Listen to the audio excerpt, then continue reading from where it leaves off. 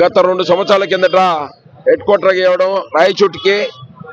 ఇక్కడ గతంలో సైనిక్ స్కూల్ కానీ పీలూరు నియోజకవర్గానికి తరలించడం జరిగింది.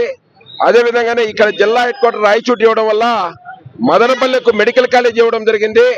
ఇట్లా వెనుకబడిన ప్రాంతం అనే ఉద్దేశంతో రాయచోటి నీటి సమస్య లేకుండా ఎలాంటి 1,00,000 జనాభాకైనా 18 మండలాలకు హెడ్ క్వార్టర్ గా ఉండాలనే ఉద్దేశంతోనే ఇక్కడ రాయచోటి అన్నమయ్య జిల్లా కేంద్ర అందరికీ అందుబాటులో ఉండాలనే ఉద్దేశంతో గతంలో జిల్లా హెడ్ క్వార్టర్ ఇవ్వడం జరిగింది.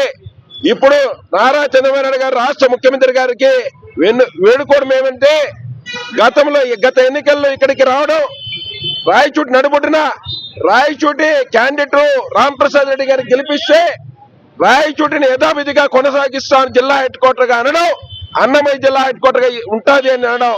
దీన్ని ఏంటంటే మంత్రుల కమిటీ విడ్డూరంగా నిన్న మీటింగ్ లో సీఎం గారి మీటింగ్ లో ఈ రాయచోటిని మదనపల్లికి తరలిస్తామనడం, రాజంపేటని కడపకు తరలిస్తాం, అదేవిధంగానే కోడూరును తిరుపతి నియోజకవర్గ పార్లమెంటుకు తరలిస్తామనడం చాలా దారుణమైన విషయం.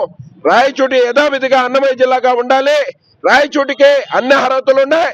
18 మండలాలకు హెడ్ క్వార్టర్ కు, అదేవిధంగా 1,00,000 జనాభా కలిగిన ప్రాంతం, అదేవిధంగానే 2,000 ఎకరాలు వేస్ట్ ల్యాండ్ ప్రభుత్వ ల్యాండ్ ఉంది. అన్ని సౌకర్యాలు ఉండాలనే ఉద్దేశంతోనే ఇక్కడ హెడ్ క్వార్టర్ గా ఇవ్వడం జరిగింది. యథావిధిగా కొనసాగించాలని స్వచ్ఛందంగా ఈ రోజు బంద్ కు పాల్గొనడం, అదే నిన్న 2 ఆత్మహత్యకు పాల్పడడం జరిగింది. రాష్ట్ర ముఖ్యమంత్రి చంద్రబాబు నాయుడు గారు 31వ తారీఖు నిర్ణయంలో త్రిసభ్య కమిటీలో మాకు యథావిధిగా అన్నమయ్య జిల్లా ఉండాలని కోరుకుంటూ వేడుకుంటున్నాం.